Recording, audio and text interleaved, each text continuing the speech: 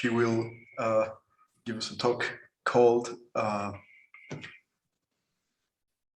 don't remember the name. It's Ghostly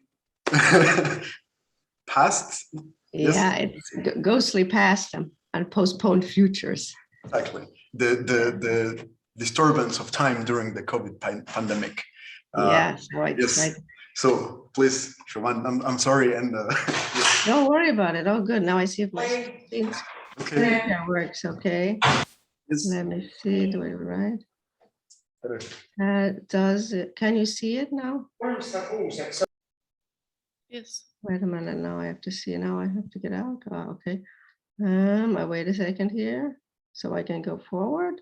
Yeah. So I don't know if I should wait for Israel to come back. No, you're good. Just carry on. Oh, he came back. The ghost came back. Yes. Hi. Yeah, I wanted to thank you, basically. No, I didn't want to thank you when you were absent. Yeah. No, I'm sorry. It was just that the lady who watches the building. Yes. Yes, these important people here, right? Is she kicking you out or not? No. I was just letting her know that I will only be using this room and not the other room. So, okay. Yes. Okay, so thank you very much, though, Israel, for this invitation, because I'm not a semiotician, but I'm very pleased to be here in your Semiosalong, and I've had the great pleasure of having very, very interesting semiotics students. So I know we don't oftentimes have dialogue between semiotics and philosophy at the level of teaching, right? But I certainly am happy to be part of this dialogue. And thank you to Ignacio for a very interesting presentation on the dialogue of the part and the whole, and also what you talked about, this mythical consciousness. I'm going to try to talk a little bit about mythical consciousness with respect to one idea, which is time. And I guess I will follow up a little bit with what you were saying about life, but I will talk about our life in this corona pandemic. So yeah, the title Ghostly Past and Postponed Futures, the disorder of time during the corona pandemic. This is what I'm trying to think about. So it might be a little bit like group therapy, you know, as we enter into all of this madness here. How can I get rid of these? I guess I can. I keep showing here on my top slide. Do you see it all? Or do you only see the slides? We see the slides. Okay, because I have all these pictures on mine. All right. Anyways, so living during the corona pandemic is exposing the fragility of human interaction and the manifold ways in which time is being experienced. Each day begins with a litany of numbers, from the rates of infection, a number of deaths, to amounts of individuals who have been vaccinated. Since the first lockdown in March 2020, time seems to have slowed down to a continuous present tense. Long-term plans to see loved ones, to attend live events, go to work, school, library, etc., have been or are seemingly indefinitely postponed. As weeks extend into months and even now years, the gap has expanded between the temporal dimension of past and future. Indeed, the very idea of a future tense as a state of intention and anticipation is becoming deeply uncertain. While philosophers and poets have written about the enigma of time, I'm going to turn to the physicist Carlo Rovelli, who I think captures its strange familiarity. And let me see if I can now get rid here. No, I still can't do this. Okay. And what does he say that I find to be so interesting? I stop and I do nothing. Nothing happens. I'm thinking about nothing. I listen to the passing of time. This is time, familiar and intimate. We are taken by it. The rush of seconds, hours, years that hurls us towards life, then drags us towards nothingness. We inhabit time as fish live in water. Our being is being in time. Its solemn music nurtures us, opens the world to us, troubles us, frightens us, and lulls us. The universe unfolds into the future, dragged by time, and exists according to the order of time. And so I want to ask, well, what do we mean by the order of time? And how is the pandemic changing our horizon of the modalities of past, present, and future? If for Martin Heidegger, time is the very horizon of human understanding, Henri Bergson reflected on the difference between objective measurable time and the duration of subjective lived time. My question, however, is a more modest one, and that is, if I can change my slides, given that the Greek language has 3 words rooted in myth to express different experiences of time, namely chronos, kairos, and aion, how might these 3 mythical conceptions of time help us to understand our time during the pandemic? If aion is the boundless and limbo-like duration of eternity, chronos, represented there with the scythe, counting and measuring, represents chronological, sequential, and linear time. Kairos, however, which is the figure in the middle, signifies the rupture of ordinary time with the opportune moment that he catches. Epiphany, redemption, perhaps even revolution, and emergency or crisis. So today, what I'd like to talk to you about is to suggest that the pandemic is impacting and affecting our perception of time in 2 ways. First of all, as a distortion between linear time and that of Kairos, right, of this kind of crisis, rupture, state of emergency.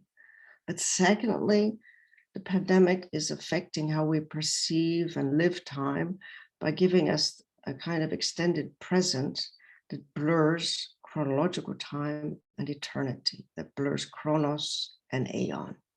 And then as a consequence of these 2 distortions, I think, or we'll try to argue, that this is making the past seem like it hovers like a ghost over the present, and that the future, which is supposed to be chronologically next in the sequence of time, is postponed.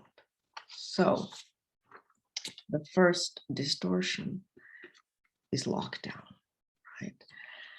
And in lockdown, I think what happens is that we are caught between these 2 types of time.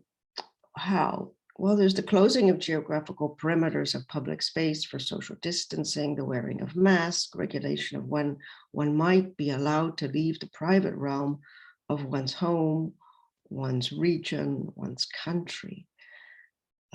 Proclamation of the pandemic by the WHO in March 2022 also invoked the suspension of ordinary time and the cyclical, even fated return of the plague as crisis. Unlike the ordinary circumstances of war, however, the viral enemy is invisible at once everywhere and nowhere. With first lockdown, chronological time was ruptured as life literally ground to a halt. Caught between the ordinary rhythms of time and a kind of a rupture, temporal structures of going to familiar places like work, school, kindergarten, or of traveling somewhere to visit somebody simply stopped. The order of time suddenly became an issue as durations of time seemed to shift. So while changes in these contours of space, physical space, can be demarcated by closing shopping centers, offices, schools, playgrounds, theater, museums, bars, restaurants, the disturbance of time imposed by the lockdown is not immediately physically visible. Instead, I think lockdown reaches very deeply into the grammar of how time is articulated by distorting the familiar verb tenses of past, present, and future. This acceleration of time that is occurring right now in our digital world as we speak jars or disjoints the deceleration of pace of everyday life during lockdown. rising case numbers and the unprecedented development of vaccines, this incredible escalation of scientific research, contrasts with the monotony and at times welcome slowness of lockdown. But if chronos indicates this quantity of duration as the age of the person, an object, an epoch of time, Kairos is concerned with the qualitative aspect of time. It's not counted, it's somehow ruptured. So time understood as Kairos, I think, is somehow then this break in ordinary time, this break in the chronology of chronos. From the sophists, we know that Kairos indicates the opportune moment in which to make one's point during a speech. In Judaism and Christianity, however, Kairos is the time of action, a turning point, a moment of the epiphany, the resurrection. Kairos is like a miracle and a new beginning. Now, the Greek word for crisis, like Kairos, indicates a moment that breaks through and suspends ordinary time. However, although Kairos is an opportune, even I would say existential moment of action, the root meaning of crisis is to separate, to cut, this kraino. In medicine, crisis indicates the point when illness overtakes the healthy body. Likewise, in politics, crisis designates when the body politic reaches a heightened state of emergency. I think crisis is connected to the necessity to make a decision, to act in a very particular situation, whether one's the doctor or the politician. A crisis, like Kairos, is rooted in this rupture of time, rupture in the order of time that requires some kind of a judgment, some kind of a decision during this opening in time. Both Kairos and crisis indicate this turning point. Messianic time, or Yetzeit, if you think about somebody like Benjamin, or to Benjamin, is this moment of existential decision. And whether one reads somebody like Kierkegaard, Hannah Arendt, Walter Benjamin, Paul Tillich, Carl Schmitt, or even Agamben, the moment of decision emerges from this heightened time of the now. And I think the lockdown is this, a heightened time of the now that is perceived to exist somehow outside of chronological time. It's if you have chronological time going, this way, the crisis, Kairos, shoots out. It's like an eruption. I don't know how Ignacio would think about this with these murmurations, where this Kairos, chronos might fit in there. But Kairos is this opportunity, it opens the possibility for opportunity for change. And crisis, I think, is the state of emergency. Both, however, Kairos and crisis call for some kind of a judgment, some kind of a action. The imposition of states of emergency has, of course, reinforced the enormous biopolitical power of the nation state with the implementation of lockdowns, the closing of borders, schools, childcare, public institutions, travel, flight restrictions, imposition of curfews, mandatory testing on entry, procurement of PPE, vaccinations. And yet, although the pandemic demonstrates the sovereignty of states in the name of national public health, it's also the simultaneous experience shared unevenly across the globe. The experience of the pandemic is very uneven. We all start from the same place, but we're going to end up in very different ones. Indeed, I think there's another aspect, though, that I would like to talk with you about, and that is this all-encompassing prevalence of the media, most prominently social media. and the internet that framed the corona pandemic of a disorder of time most profoundly. So I come to the second part of temporarily closed. I think this is where most of us are now, temporarily closed. If the proclamation of a lockdown accompanying states of emergency, the lockdown, leads to the sudden closing of public spaces and borders, once places are closed, time slows to a seemingly endless period of waiting. The condition of being temporarily closed underscores the indeterminacy of the duration of time. It cannot somehow be marked so easily, like with chronological time. We can look at the Apple Watch, look at our analog watches, as I have here. We can somehow demarcate it, but with temporary closure, there's a beginning, but the end is there, but maybe will be extended. To be temporarily closed links the reopening of public spaces with the decision of the government in tandem with public health officials to end this temporary closure or to end a lockdown.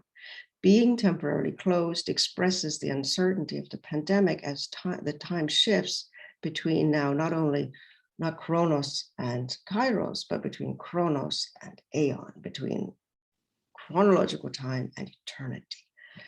Schools and stores can reopen until another wave of infection emerges. Temporary closure slides into this sense of an eternal or endless pandemic.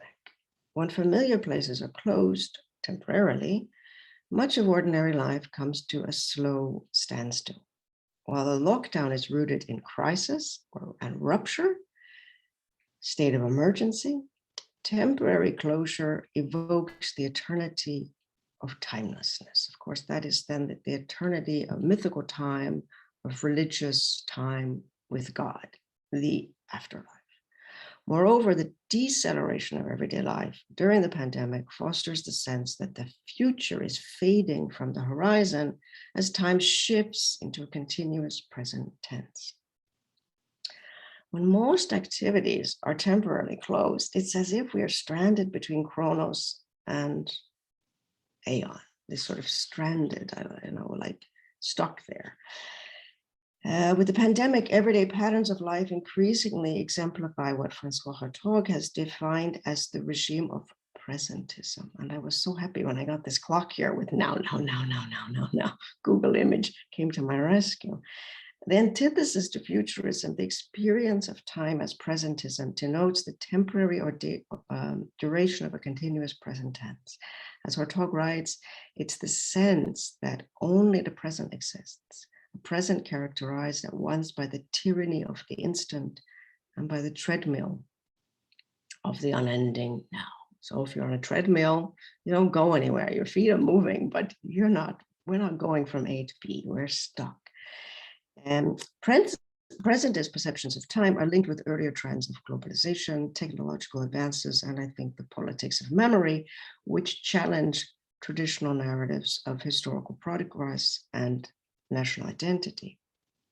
The internet and 24-hour news provide a sense that one is present at events, both near and far. With social media, online platforms, and new news media, we are simultaneously connected to one another while witnessing events in real time.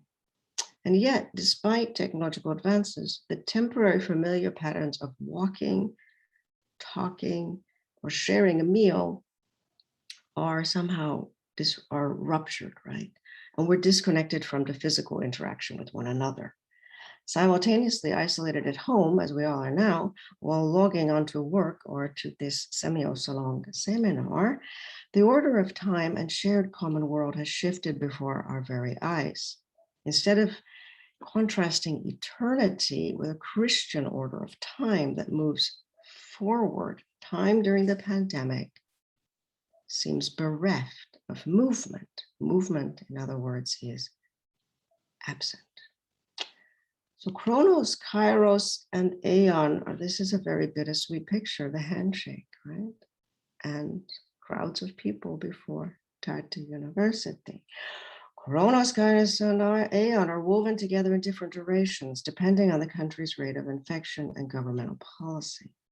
The consequence of lockdown and being temporarily closed is that the past is perceived as ghostly and the future is postponed. Because meeting, schools, and digital communication have migrated online, the absence of others in public spaces induces the nostalgic longing for our past lives. The presence of others through distant learning or remote offices or remote seminars remains distance and remote, forced to retreat inward to mimic the office, the seminar, the stage, the concert. Our lives are mediated through flickering screens of webinars and Zoom meetings. As Francois Hartog wrote, we could follow every moment happening everywhere. We could see everything, feel everything. Only our physical presence was missing. And then sometimes in humorous moments, a person becomes a cat. Yeah. With instantaneous information and seamless communication, chronological time blurs into this timeless digitalization. The loss of the physical presence of other people renders individuals, so us, into ghosts who long for and at times mourn their past lives, while ghostly shadows of our corona selves converse with one another through digitally mediated seances. In seeing photographs of ourselves without masks or recording the freedom to travel and congregate in public spaces, to go to a crowded concert or a crowded bar, the gap between past and present seems enormous. The metaphor of the ghost indicates the uncanny presence of that which is absent. Rooted in the past, ghosts interrupt the ordinary flow of time, just like Kairos. Ghostly traits of the past, as Derrida underscores, point to a different temporality in which ordinary time is suspended and disjointed. As Masha Geeson writes, we are not simply nostalgic for old patterns of human interaction, but acutely aware of the absence of being with others. Our conversations revolve around absences. We talk about ways in which we don't see people. The longer the pandemic continues with its suspension of time and restrictions of public space, the more our behavior becomes ghost-like, as we recall our past lives while shimmering, fading, and flickering on digital Ouija boards. Not only is the chronological order of time disrupted by the pandemic with the blurring of chronological time, crisis, and eternity, and not only do we feel like we are ghosts, but it reinforces older ideas of the cyclical nature of time. The ghostly presence of the Spanish flu is the closest comparison to the COVID pandemic. As the most recent pandemic, the COVID-19 and the Spanish flu evoked a cyclical return of the pale rider. But we know the pandemics are not new. Like cyclical time, we can see that they strike without warning, or because we were warned but did not listen. There is a kind of fatalism and sense of doomed destiny when we recall the Spanish flu. However, unlike war, which engages the distinction between friend and enemy, pandemics turn friends and family into invisible carriers of illness. In mythical and religious worldviews, plagues are part of the human condition, whether perceived as punishment or inexplicable fates. But one thing is curious is really how absent and forgotten the Spanish flu really is. Indeed, Laura Spinney writes in her fabulous book, Pale Rider, the Spanish Flu of 1918 and How It Changed the World, collective forgetting, the Spanish flu really is an example of collective forgetting of the greatest massacre of the 20th century. Overshadowed by memories of two wars, the Spanish flu is remembered differently from other major events in the 20th century. while no means forgotten, the cultural memory of the Spanish flu pales in comparison to how we remember World War I, World War II, the Holocaust, Gulag, Spanish Civil War. Unlike war, genocide, and deportation, the Spanish flu lacks a state actor. There are no tombs of the unknown or cenotaphs of the Spanish flu. And by the way, today is November 11th, right? The day of memory for those of World War I. The Spanish flu, though, we don't have these cenotaphs or tombs of the unknown soldier to commemorate, or tombs of the unknown patient, to commemorate the 50 to 100 million who died from 1918 to 1922. Spinney writes, the Spanish flu is remembered personally, not collectively.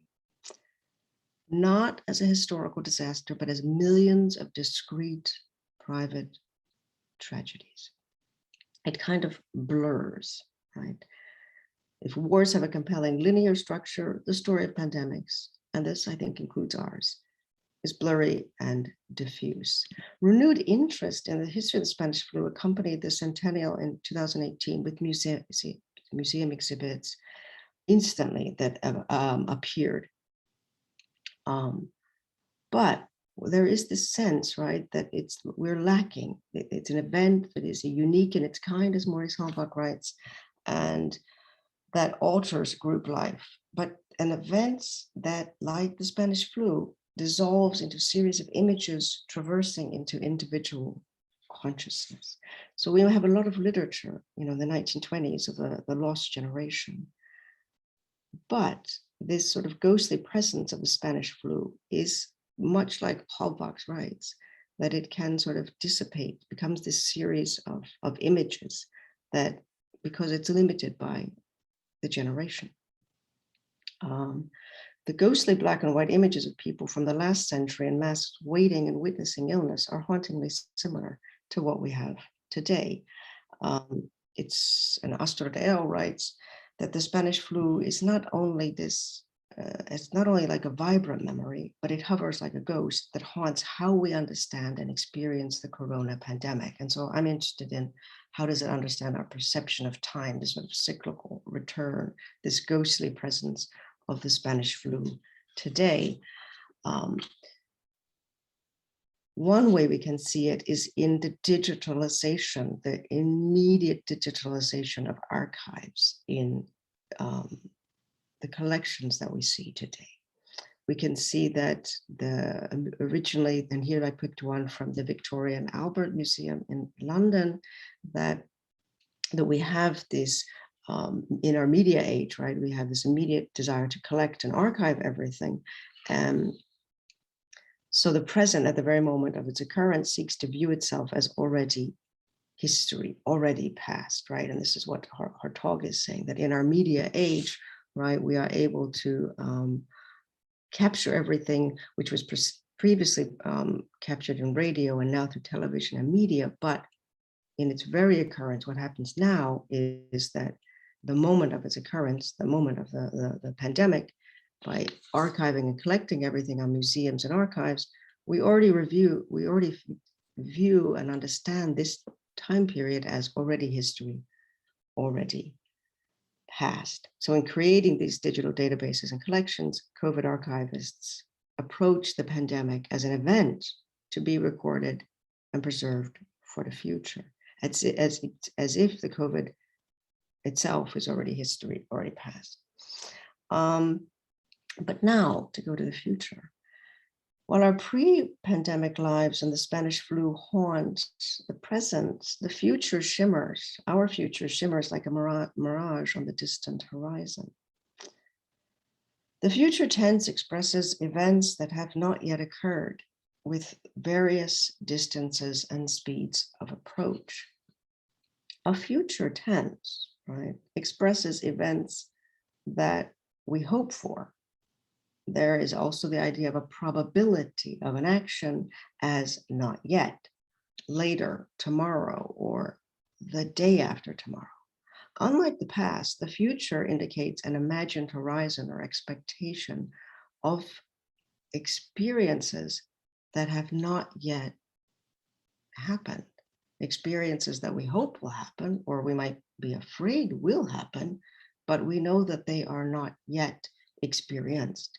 Unlike the past, the future indicates an imagined horizon that has a kind of a distance, but an approachable distance. It's full of promises, new beginnings, hopes, fears, expectations. Given that schools, places of work, public spaces, and family visited have been temporarily closed and then reopened and may close again, the open horizon of the future seems to recede further back from the present. Time during the pandemic vacillates between crisis and the surreal monotony of an endless now. What is missing is the duration of meaningful chronological time. If the presentism of the pandemic exemplifies how we are caught between chronological time and limbo-like eternity, or chronological time and rupture of Kairos, it is the future that is the most precarious, not only for individual projects, but more pressingly on a collective and planetary level. Preoccupation with the present as the predominant order of time leads to the diminishing of the future as a promise towards the pessimistic realization of its apocalyptic nature. Indeed, with the acceleration of time, we are caught in a present that seems to go nowhere. The immediate future is threatened, and here I put, oops, we did it again with another impending lockdown, by new variants of the coronavirus, economic insecurity, collapsing hospital care, economic insecurity, and the global problem of climate change. The limbo-like feeling of living in an expanded present is not only distorting perceptions of the past, but curtailing and halting our ability, hampering our ability to face pressing collective challenges in the future. Hesitancy towards the future, coupled with changes in the media and technology, affect the very perception of how we understand and think of future and our responsibility to the future. As Andreas Husen notes, the more we live with new technologies of communication and information of cyberspace, the more our sense of temporality will be affected. The state of being temporarily closed and of being so affected by everything is accompanied by this difficulty to make concrete plans in the future. It's delayed, closed, denied, blocked, terminated, rescheduled. Ordinary use of future tenses and adverbs indicating concrete plans have been indefinitely suspended. Adverbs such as soon, or tracks of time such as in a few days, in a few weeks, in a few months, have shifted into ones of at some point in the future or in the near future. With the pandemic, the future has literally been put on hold. It is this mirage or fata morgana. It's as if the future tense has shifted out of chronological time into a parallel universe. In the end, I think time remains, as Carlo Rovelli writes, a mystery, an enigma.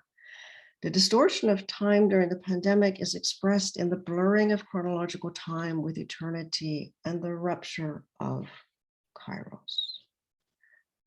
Aptly captured in the title of Ivan Krastev's book, where's the title here? Oops, this one, this title, yeah. Is it tomorrow yet?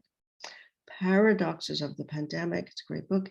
We are caught waiting for the moment when time moves forward into a recognizable chronological order. We wonder when tomorrow will be different from today. We long, or at least I long, for the day when the future will no longer be postponed, for when we might be able to answer Vladimir's question, well, shall we go? by answering, as Estragon does, yes, let's go, but by answering not as remote avatars or ghostly presences on a Zoom, but not only by answering as remote avatars in the imperative, yes, let's go, but by moving physically into the future tense. Thank you. Thank you very much. It was very, very nice. And I really like that you would end it with the Beckett. Yeah, I hope that's okay. Yeah, I mean, and that with this hope, I do hope, because in Beckett, of course, they don't. Yeah. But we are hoping to go, right? And hoping to have the Semiosalong in person, back in a bar, right? Yeah. Yes. And so now questions, please. I'm sure you all have a lot to say. Yes, I raised the hand. Yeah, of course, please. So based on what I've heard from your presentation, we're sort of kind of stuck in the time loop, right? Can we define it like that, a time loop? Yeah, that's a great idea. I hadn't thought of that. Because and how does one get out of the time loop? I've watched like many movies with time traveling, with like days that repeat each other actually. So there needs to be some sort of action to remove someone from the time loop. And how do we do that with the pandemic? Yeah, I think a lot of us are trying to figure out ways to remove this time loop. That's a great metaphor. Yeah, I like that very much, this time loop, because it's this repetition, this eternal recurrence of the same, this kind of a treadmill. But the time loop is even better. How do we get out of it? I don't know. That's why I ended with Beckett. We need to invent. We need to invent time traveling as soon as possible. I'm hoping people are doing that already. Yeah, I know. Of course, there is. I guess there are, of course, very practical ways. One thing is to look at the past, right? All these plagues end. Either people are killed, and we run out of people, right? But in a community, or we get herd immunity, or there's vaccinations. But the comfort is that it ends. Of course, if one looks back to the previous plague and sees those dates of 1918 to 1922, that's 4 years, right? That's not very comforting. Yeah, but I can predict the future, right? I'm not a prophet. But that's why I put the past. I had much more to say on the past than I did on the future. I suppose one thing one can do is create structure, or like what we're doing now. We're using the technology in order to speak. Now I can't even see you because you're just not even a ghost. You're a ghost with a voice, but not even a ghostly form. You're a very particular ghost. You are a ghost who has a face. Oh, how nice. Okay, so yes. Yeah. So I guess this is all we can do, right? Is recreate in lived time. Honestly, I believe, and I still believe, coronavirus is just a hoax. It's just a plan. It's just like I believe in that conspiracy theory. Honestly, it's created because of this purpose, like to, I don't know, to digitalize maybe the world, to create robots out of humans. But it's a pandemic. It's all created by it's a bionic weapon. So wait, you would think like we have some malicious demon, some god who's creating all of this imagine. I believe it's the secret society, either Illuminati or someone else. Okay, I don't know about any of that, but this is beyond the scope of anything I can say. So yeah, I don't know how we can get out of it, but I would say I would trust the science rather than conspiracy theory, but that's fine. Yeah. Yes, thank you very much. We have Armando also with a raised hand. Yes. Well, hello guys. How are you doing? I hope you're doing well, all of you. Yes. And well, I have a question, and I just write it down because it is very important for me to know something about it, And well, I would like to add something to the last question, and I will say to break the loop on time, we should trust on Kairos, you know, precisely. I think Kairos some human desires. Um, I would like to share some experience about it. Actually, there is like a how can I say it? Persistent phenomenon I have observed, and it's very strange because when you describe the Kairos entity, I went to that place, you know, and it is this place where I have to make a decision, and somehow I have something in mind, in my imagination, and it's out of the expectation, out of my let's say the things I used to do, and I think that if it is on my imagination, it is because of something, you know, and when I disobey that, I get bad results, and when I obey that, it's like I'm full of fear, I'm trembling, but I do it anyway, you know, and I get the best results. So I would like to know where can I read something about this Kairos, aion, and chronos in Greek mythology first, and I would like to add too that it has this Kairos entity has something to do with quantum phenomena, you know, because when we talk about quantum phenomena, we also talk about parallel realities or probable universes, you know, and I think that this is some kind of a quantum awakening in humanity when they started to think about, oh, Kairos, you know, because they are considering that you can manipulate by resonance reality, you know, and that will be the principle of quantum mechanics or quantum chemistry, like a principle of interfering with reality through, let's say, fields of atoms and its charges, as far as we know until today. But well, I would like to know the lectures I can go to so I can understand better their conception of Kairos and Chronos and aion. Please, if you can do it. Well, I try. I mean, I look just in the Greek mythology for these three different words. I mean, but to be honest, I think one of the best places is well, I think some of early theology. So say something like Augustine, because actually in either you take either Jewish writings, so Benjamin, Walter Benjamin, his writings. I write it in the chat. It may be easier. Hold on a minute. Okay. Benjamin is one. He's really good. Paul Tillich, but Tillich is a theologian from 20th century. He writes about Kairos. We get it a lot in Christianity, right? With Jesus, right? This is the whole idea of the birth, the miracle of Jesus. Who else did I want to say? Hannah Arendt writes about it. And I know I'm forgetting somebody really important. Kierkegaard. Kierkegaard with fear and trembling. It's the either or. What you just said there, Armando, about this, you have to make a choice. You have to make this leap of faith, right? This is the Kairos moment, and it is the moment of this heightened now.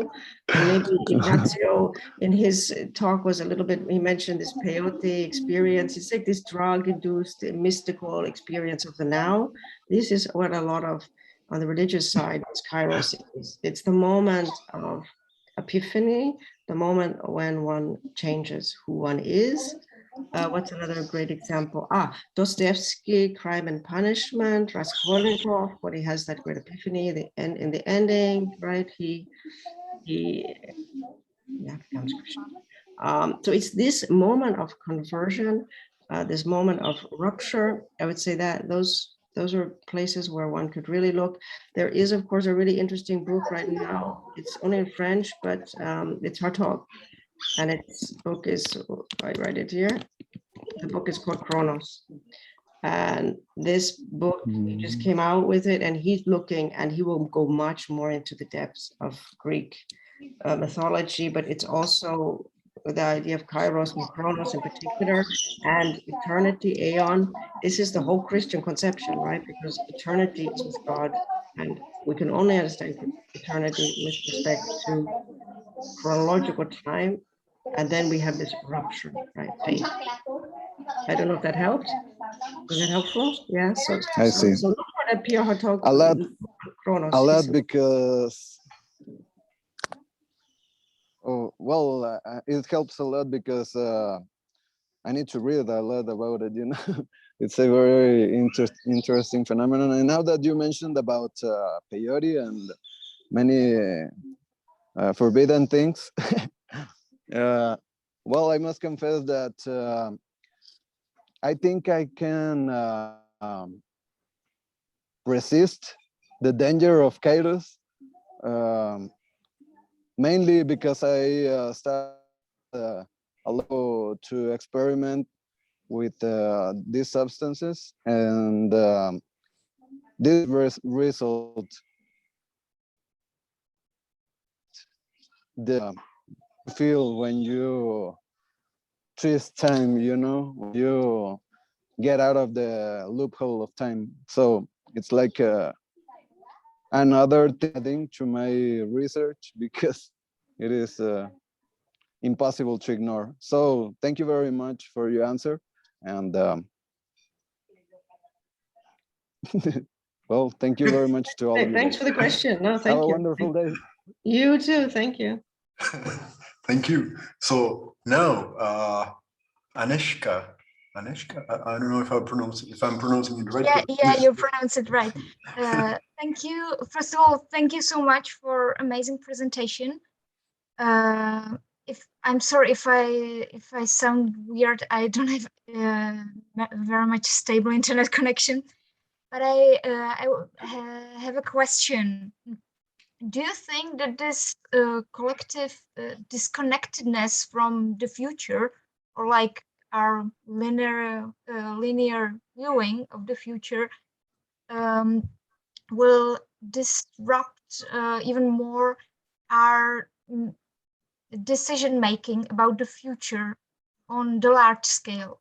Like, for example, yeah, I'm gonna use the term when the pandemic is over, but like the collective decisions about investing in the future, I don't know, global warming and other things, how we view, I'm sorry, I kind of lost the thought there, but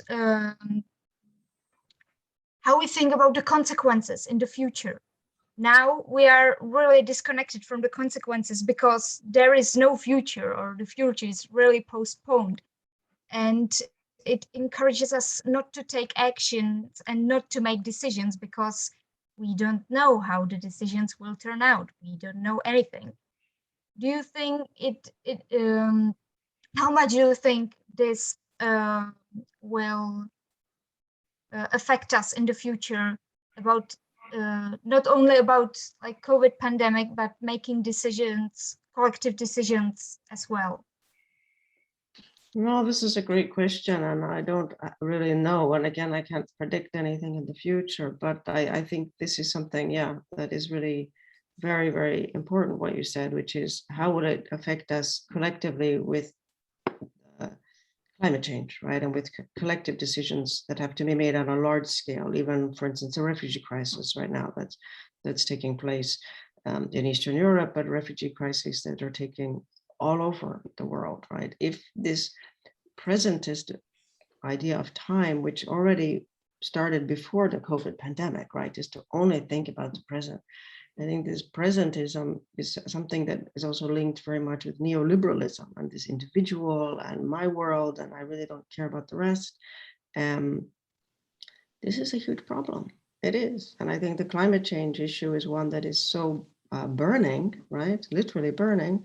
Now, of course, there are these promises, with COP26. Let's see, right? If these are if these will have material consequences.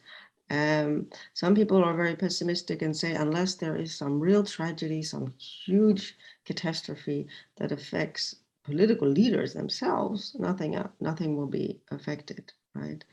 I don't know. I would still say there is a lot of optimism with the amount of young people who are really at the forefront of the climate change movement, right? And even the very name, this Fridays for Future, is so incredible, right?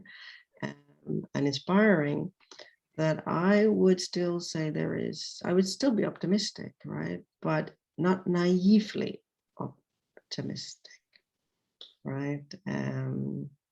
But yeah, I definitely share your concern that this presentism that is now so acute during the pandemic, what will happen when it ends? And I use when it ends, right? Using it with this indicative, hoping that it will end, right? As pandemics have in the past. But there will be, of course, effects, long-term effects. But human beings, we also forget an awful lot. And I think this came out in Ignazio's presentation very well. We are adaptable. We adapt very quickly to different cultural moments. So we're unpredictable. I don't know.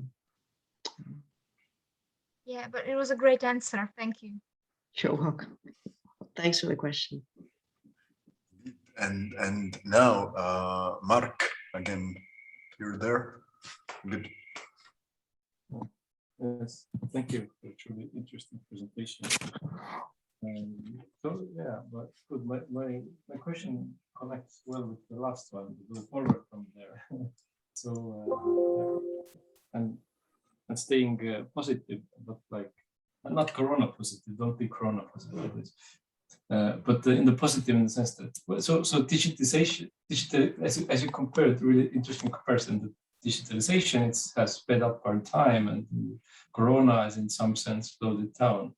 But of course, the way it slowed down, it took us to the sort of time loop in a Kairos sense, that is this slow but anxious and waiting for eruption and unpleasant. But sort of the positive part, that how could we learn from it, from your perspective, to slow down the post-corona life in a positive sense, not in this anxiety slowing down? How can we learn from this slowness that we experienced during the temporary closure and lockdown, and use those experiences in the future? Yes. Well, firstly, that do you see that this kind of slowing down of sort of phenomenological time, to see that it will affect us in the future, that actually are like sort of our culture and economy are sort of, it will taken as a norm that it should be slower, it should not be accelerating constantly. And is there anything that we should especially like learn about it, take it to the future? Yeah, I think that's a really interesting, that's a really good question. Yeah, many people have written that there is what happened during the first, say, lockdown, is people began to reflect on what they really needed. Was it necessary, for instance, to travel to all these conferences and do all of these trips for work, using all this gasoline, using all this time, going from hotel to hotel, began to reconsider what is necessary in terms of our carbon footprint, but on the other hand, what is necessary in terms of the work-life patterns. And I think that is something that really is good to consider. And if that lesson can be continued after the pandemic, I think that would be very valuable, to really reconsider the way of life, this accelerated, hectic work, run here, go there. That is, yeah, that's something. Also, I think what is, maybe I speak more from personal experience, but this sort of reflection on the importance of family and friends, and also the appreciation for things that one took for granted, namely the freedom to go and be with friends, or the freedom to go and meet students, or to sit and have a coffee or a beer, or these kind of things that before, this kind of interaction that we took for granted. Now I think there is a kind of appreciation on a deeper level than before, and I hope that continues, because I do think that is something that there's only so much that can be accomplished by texting, talking on the phone, or Zooming, right? That there is this sense of the human presence, the human voice and face that we took for granted, and that now I hope this appreciation for it will continue once chronological time returns. Yeah, so that's what I would say. But it requires some kind of reflection, right, about what is necessary in life, or what patterns in life have I allowed myself to just go into this rat race, and do I really want this rat race? Or also, if we think about it from the point of view of nature, we could all of a sudden hear, I mean, during that lockdown in last year, I remember I could hear the birds in Estonia so loudly, and it was great because they weren't being killed by airplanes so much, right?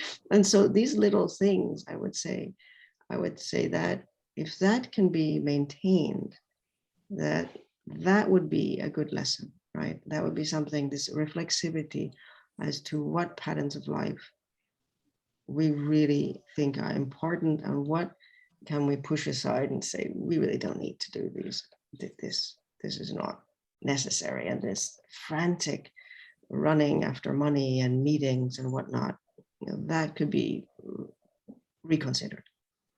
Yeah. Yeah, thank you. That was well said.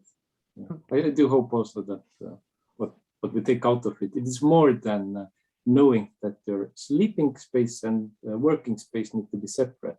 Because in the first wave of Corona, everywhere were the tutorials how you should separate your sleeping and working space. But yeah, this is not all there is to it, right? No, it's a lot more than that. I think it is really this deep appreciation of the human interaction that we previously took for granted, and then this rethinking of the patterns of life that we maybe allowed ourselves to be sucked into, this accelerated madness of 21st century life. Yeah. Well, thanks. Thank you, Mark and Siobhan. And I think someone else had their hand raised. Maybe not. Tyler. Oh. Okay.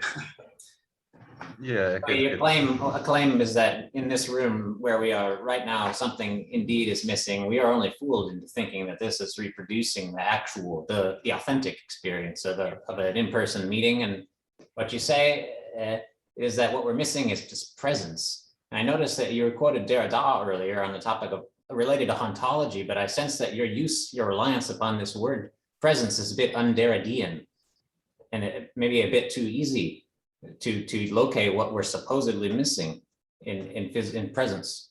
Do you have anything to say about that?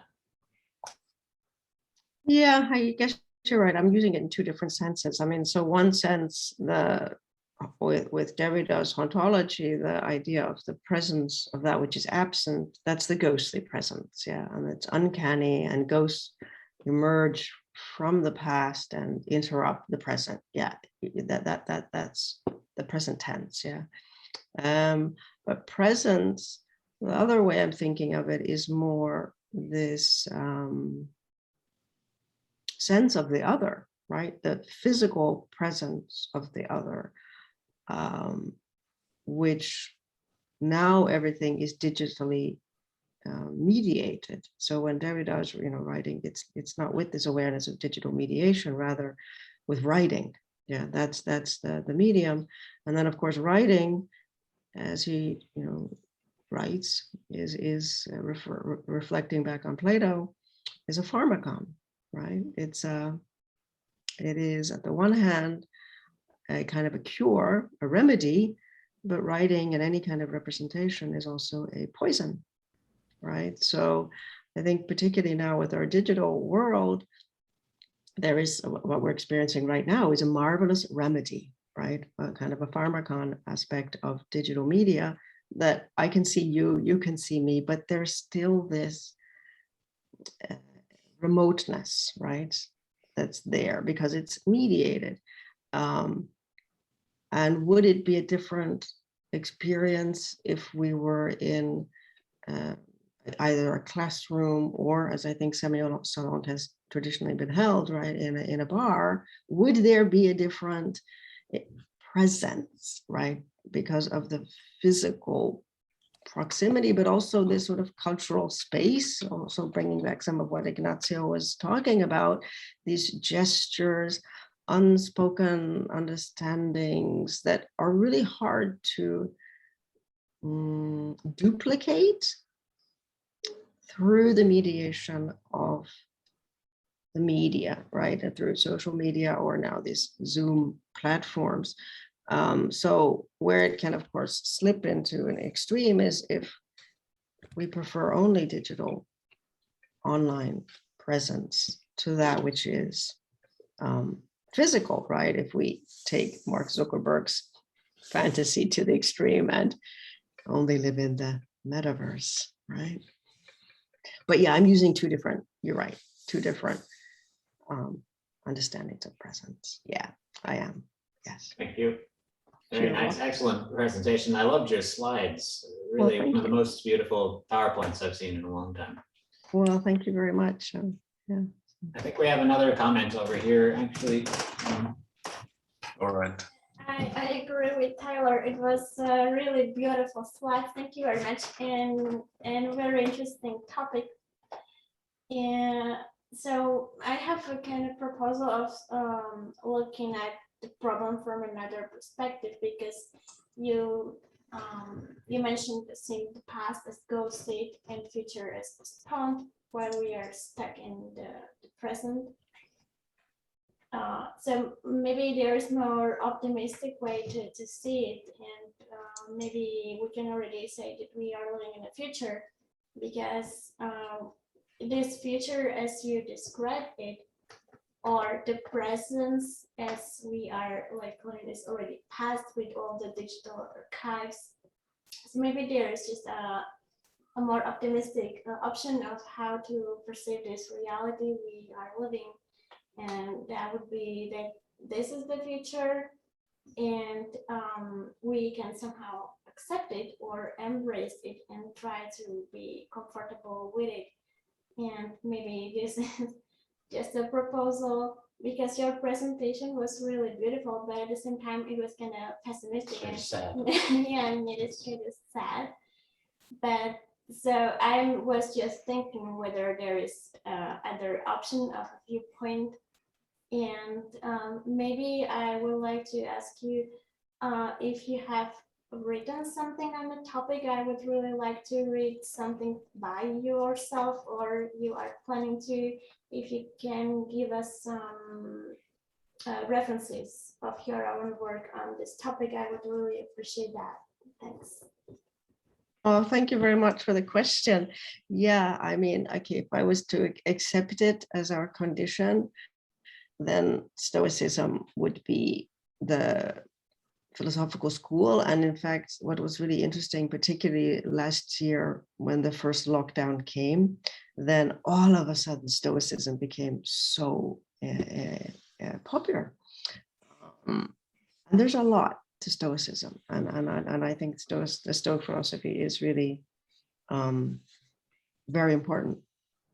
And somebody else who I think fits with Stoicism and existentialism would be the work of Albert Camus. And so I was also one of the many people who went out and read his books, The Plague, again, and loved it, reading it during the pandemic. So that kind of acceptance, stoical existential acceptance, I think there's a lot to be said for that.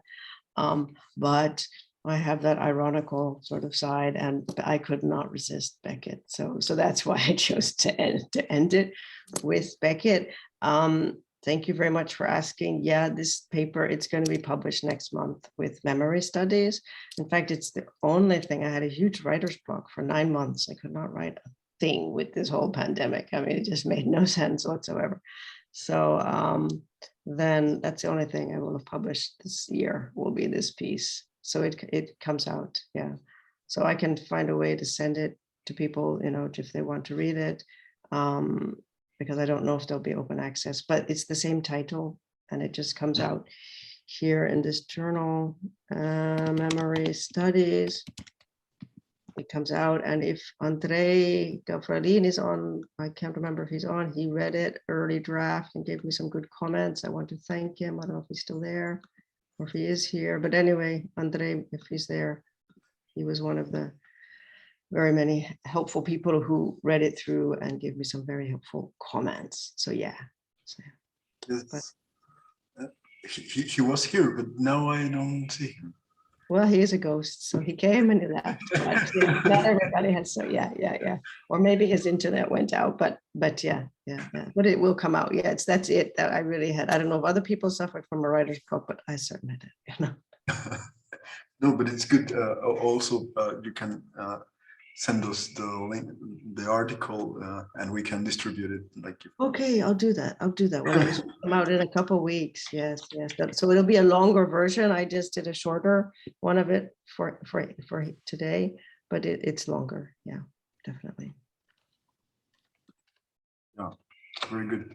So you can know. I wrote our email address in the chat. So yeah, we can stay in touch through that.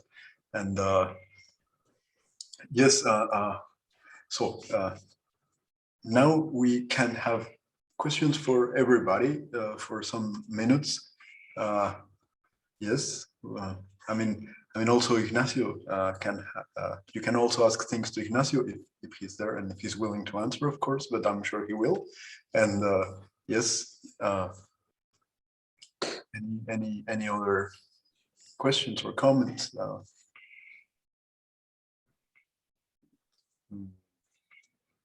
Or maybe not. If there are not any questions or comments, we can call it a night then. And yeah, I really want to thank both of the presenters once again, because yeah, I think this series has been like really good. I think we've been having really great presentations. And yes, and then I would, yeah, also Eleni, she's writing some nice messages in the chat. And so then I would only remind you that next session will not be on a Thursday, but on a Wednesday, on the 24th. And actually Eleni will present. She will talk about K-pop and Korean identity. And the other presenter we will have, she's called Shekufeh Mohammadi, and she's from Iran, but she's working in Mexico, and she will be talking about Persian, from Persia, literature. Yes, so I hope to see everyone in some 2 weeks. I got excited, honestly. I got excited because I thought you said Persia. No. Now, like, okay. Yeah, no, not Pers, but Persia. Yeah, like Iran, no, Iran. Yes. So yes. So well, hope to see you in 2 weeks. Some of you, I hope to see you soon, because I know you will be in Tartu at some point. So yes, and well, thank you. Yes, and now I only have to ask Tyler if he can end the session, because now you are the host.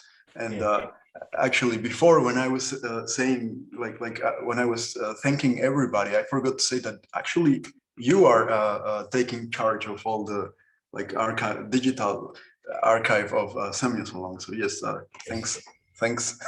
Yes, and our YouTube channel is steadily growing. So for a long time, there wasn't much there, but now it grows And soon there will be a series of 5 new videos from the summer, and you should check those out. You should be watching those. Yep. All right. So, thank you. And yeah, have a good night. Thank you. Bye-bye. Yes, thank you, both of you. Thank you all and have a nice evening. Thank you. Bye-bye. Bye-bye. Oh. No, you're still there. There's so much more to say about Siobhan's presentation. Yeah.